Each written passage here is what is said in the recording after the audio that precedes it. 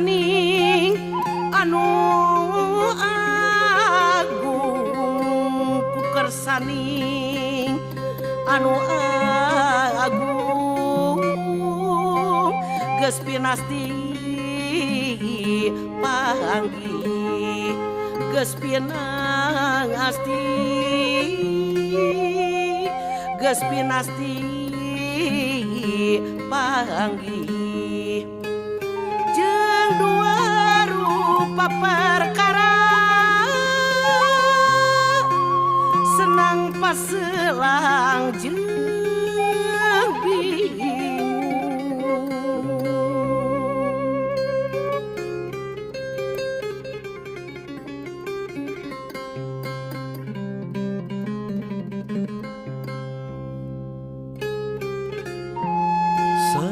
saupama hayang senang gawe urang masing suhud gawe urang masing suhud insyaallah hasil insyaallah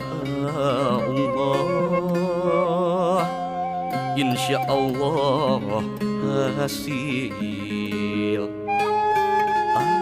asal muntang ka pangeran ngadua sing hasil maksud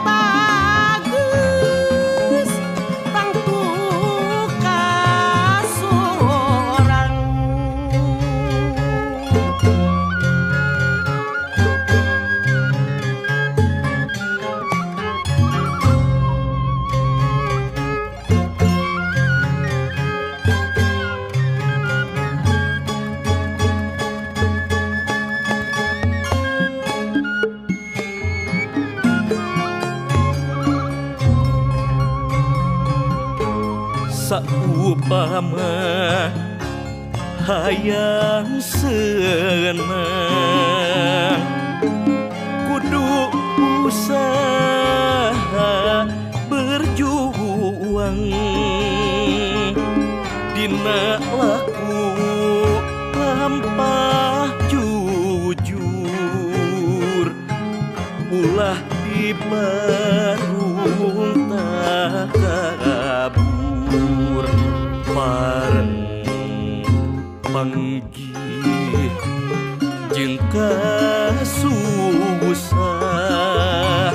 kana kadar kudu pasrah